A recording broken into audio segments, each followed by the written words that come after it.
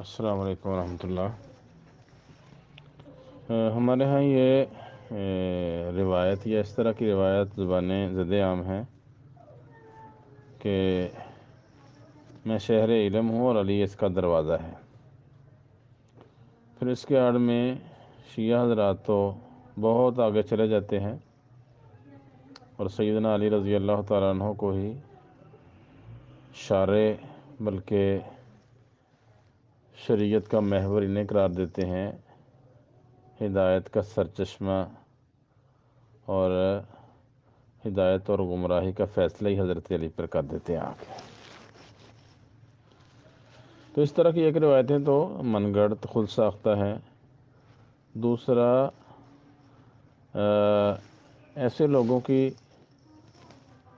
کم عقلی دیکھیں، لا علمی دیکھیں، اور حدیث کے الفاظ سے ہی پہلو تہی دیکھیں کہ دروازے پر اتنا زور دیتے ہیں اور جو علم کا شہر ہے اس کی طرف نہ کوئی رخ کرنے کے لیے تیار ہے، نہ اس کو علم کا شہر ماننے کے لیے تیار ہے، نہ اس علم سے مستفید ہونے کے لیے تیار ہے۔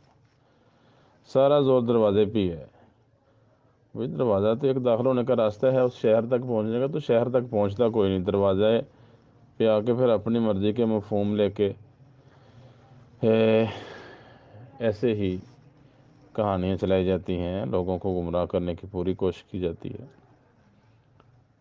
تو ایک تو کوئی بھی حدیث بیان کرنے سے پہلے ضابطہ اور قانون یہ ہے کہ اس کی صحت کا یقین کر لیں کہ وہ روایت صحیح ہے یا نہیں، اور اس کے بعد اس کو بیان کریں، ورنہ غیر ثابت، غیر صحیح اور تحقیق کے بغیر روایات بیان کرنا یہ گناہ ہے، اور معمولی گناہ بھی نہیں، دسیوں روایات ہیں جس میں یہ وضاحت ہے۔ رسول اللہ صلی اللہ علیہ وسلم نے یہ وعید فرمائی، سے بخاری کی روایت، مسلم کی، دیگر کتب احادیث کی، کہ جو میری طرف ایسی بات منسوب کرتا ہے جو میں نے کہی نہیں ہوتی، اس کا ٹھکانہ جہنم ہے، وہ اپنا ٹھکانہ جہنم سمجھے۔ یہ نہیں کہ میں تبلیغ کر کے جنت کما رہا ہوں یا نیکیاں حاصل کر رہا ہوں، یا اس طرح کے تبلیغ کر کے جنت میں درجات بلند ہوں گے۔ اسے اپنی آخرت کی فکر کرنی چاہیے اور کہیں اپنی عاقبت برباد نہ کر لے۔ اس لیے جب تک صحت کا یقین نہ ہو جائے تب تک روایت نہیں کرنی چاہیے۔ اس کی تفصیل ہم نے صحیح اذکار و وظائف کے شروع میں لکھی ہے، اور حافظ ابن حبان رحمہ اللہ کے کئی اقوال کہ وہ ایسی روایات کو جس کے بارے میں صحت کا یقین نہیں، ان کو ہی بیان کرنے کو گناہ قرار دیتے ہیں، اور اس وعید میں داخل کرتے ہیں کہ ان کے لیے بھی وہی وعید ہے جو احادیث گڑھتے ہیں، غلط باتیں اللہ کے رسول کی طرف منسوب کرتے ہیں۔ ایسا غیر محتاط شخص جو حدیث کی صحت کا یقین کے بغیر ہی حدیث بیان کرنا شروع کر دیتا ہے، وہ بھی اسی گناہ میں شامل ہے۔ تو یہ جو انا مدینۃ العلم وعلی بابہ ہے، اس بارے میں اس طرح کی روایات کوئی بھی اللہ کے رسول سے ثابت نہیں۔ ہم نے کوئی 8 کے قریب روایتیں جمع کی ہیں، اور اس طرح کی تمام روایتوں کو کوئی 15-16 کے قریب سندیں ہیں جو ابن جوزی رحمہ اللہ نے ان کی کتاب الموضوعات میں جمع کی ہیں، اور سب کو ہی غیر ثابت قرار دیا ہے۔ اسی طرح علامہ البانی رحمہ اللہ نے بھی سلسلۃ الاحادیث ضعیفہ میں یہ وضاحت کی ہے کہ اس طرح کی کوئی بھی روایت ثابت نہیں۔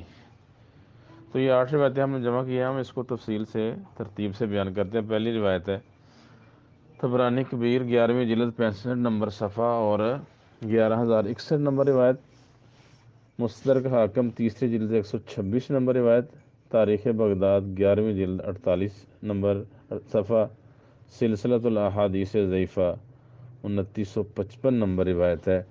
علامہ البانی نے بھی اس کو موضوع قرار دیا، ابن جوزی رحمہ اللہ نے اس کو الموضوعات میں درج کیا ہے، اور باقی جو من گھڑت روایتوں کی کئی کتابوں میں یہ حدیث منقول ہے۔ سیدنا عبداللہ بن عباس رضی اللہ تعالیٰ عنہ بیان کرتے ہیں کہ رسول اللہ صلی اللہ علیہ وسلم نے فرمایا، انا مدینۃ العلم وعلی بابہا فمن اراد العلم فلیاتہ من بابہ، میں علم کا شہر ہوں اور علی رضی اللہ تعالیٰ عنہ اس کا دروازہ ہیں، جس نے جو علم کا ارادہ رکھتا ہے وہ اس کے دروازے سے آئے، دروازے کے بغیر آئے گا تو اس کو علم حاصل نہیں ہوگا۔ تو یہ من گھڑت روایت ہے، علامہ البانی رحمہ اللہ نے اسے سلسلۃ الاحادیث ضعیفہ 2955 نمبر روایت میں من گھڑت قرار دیا ہے۔ دوسری روایت ہے جامع ترمذی میں 2723 نمبر روایت۔ اس میں سیدنا علی رضی اللہ تعالیٰ عنہ بیان کرتے ہیں کہ رسول اللہ صلی اللہ علیہ وسلم نے فرمایا، انا دار الحکمت و علی بابوہا، میں حکمت کا گھر ہوں اور علی اس کا دروازہ ہے۔ تو یہ روایت بھی ضعیف ہے۔ امام ترمذی اس روایت کو نقل کرنے کے بعد بیان کرتے ہیں، ھذا حدیث غریب منکر، یہ غریب اور منکر روایت ہے۔ بعض نے یہ حدیث شریک سے بیان کی ہے اور اس میں سنابی کا ذکر نہیں کیا۔ اور حافظ ابن حبان لکھتے ہیں، عمر بن عبداللہ رومی شریک سے روایت کرنے والا یہ روایات میں قلب کرتا تھا، روایات کو الٹ پلٹ کے بیان کر دیتا اور ثقہ راویوں سے ایسی روایتیں نقل کرتا تھا جن سے دلیل لینا غیر ثابت روایتیں بیان کرتا تھا، اس سے دلیل لینا درست نہیں کسی بھی حال میں۔ تو یہ روایت بھی ضعیف ہے، بلکہ سخت ضعیف ہے۔ حافظ بن حبان نے تو اس پر سخت جرح کی ہے المجروحین اپنی کتاب میں۔ تیسری روایت ہے مسند الفردوس دہلمی 4180 نمبر روایت۔ اس میں سیدنا علی بن ابی طالب رضی اللہ تعالیٰ عنہ بیان کرتے ہیں کہ رسول اللہ صلی اللہ علیہ وسلم نے فرمایا، علی بن ابی طالب عالم الناس باللہ والناس حبا و تعظیما لأہل لا الہ الا اللہ۔ علی بن ابی طالب رضی اللہ تعالیٰ عنہ اللہ کے متعلق اور لوگوں کے متعلق سب سے زیادہ علم رکھنے والی شخصیت ہیں۔ ان سے محبت اہل لا الہ الا اللہ کے ماننے والوں کے لیے محبت اور تعظیم میں سب سے زیادہ علم ان کے پاس ہے۔ تو یہ روایت بھی من گھڑت ہے۔ ظہر الفردوس کے محقق ڈاکٹر العربی الدائز الفریاتی لکھتے ہیں، ھذا حدیث موضوع، یہ من گھڑت روایت ہے، اس کی سند میں یحییٰ بن ہاشم بن کثیر الغسانی کذاب راوی ہے، اور دوسرا اس میں محمد بن عبداللہ بن ابی رافع مجہول ہیں۔ تو یہ روایت من گھڑت ہے۔ چوتھی روایت ہے مسند الفردوس دہلمی میں 4180 نمبر روایت۔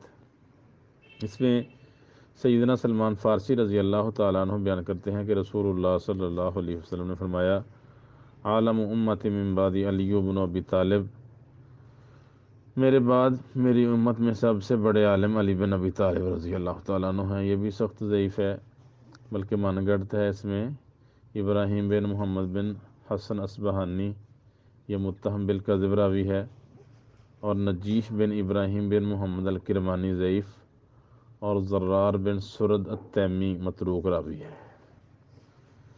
پانچویں روایت ہے مسند الفردوس میں 4181 العالی المصنوع، امام سیوطی کی کتاب ہے، پہلی جلد 307 نمبر صفحہ، اس میں من گھڑت قرار دیا اسے۔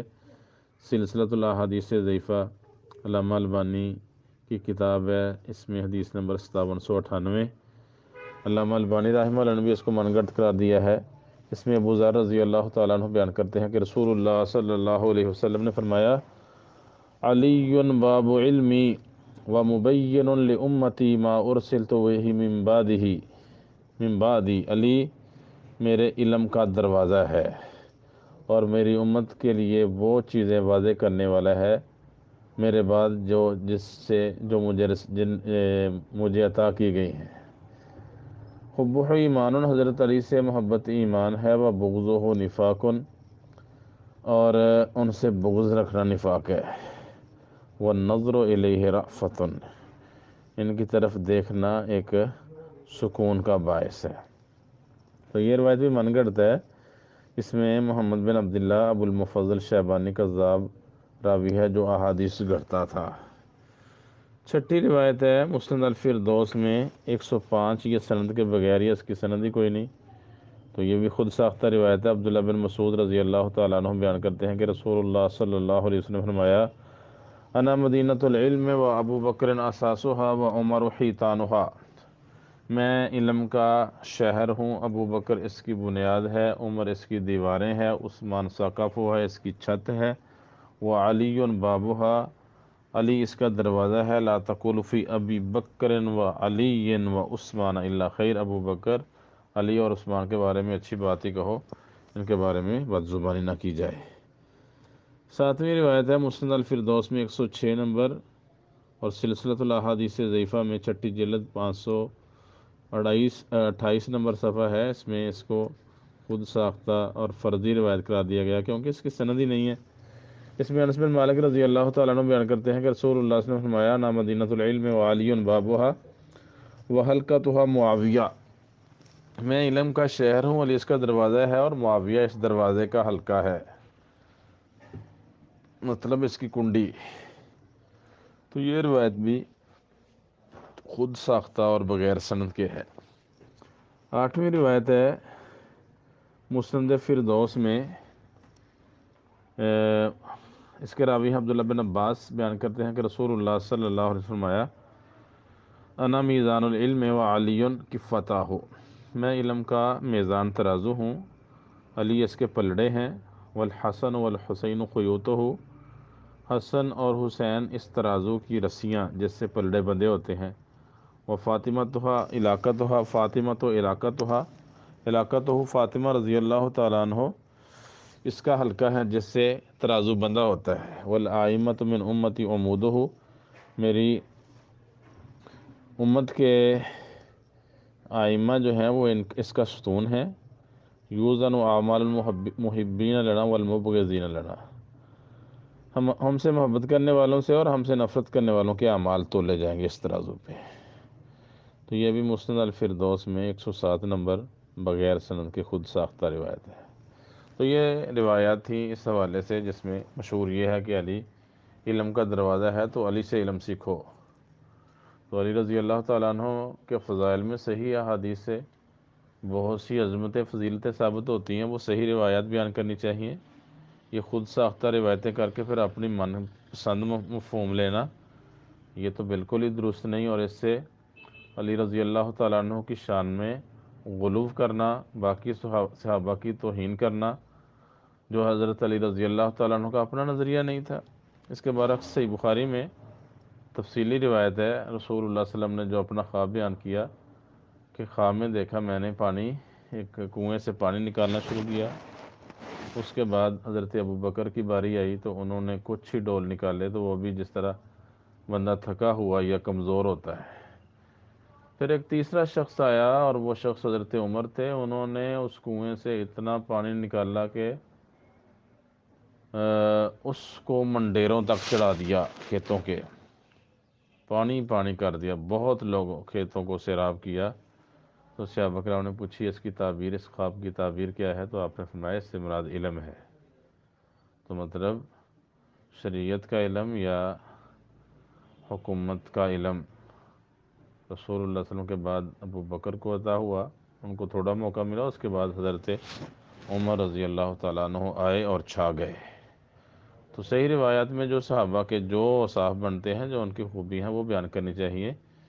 ایک صحابی کی شان میں غلو کر کے باقیوں کو ٹارگٹ کرنا، ان کی توہین کرنا، ان کی تذلیل کے راستے چور دروازے کھولنے، یہ بالکل ہی اہل السنہ کو یا کسی معتدل انسان کو، سمجھدار کو زیبا نہیں دیتا۔ تو یہ علم کے دروازے کے حوالے سے کوئی روایت ثابت نہیں، تو اس میں احتیاط برتنی چاہیے۔ السلام علیکم۔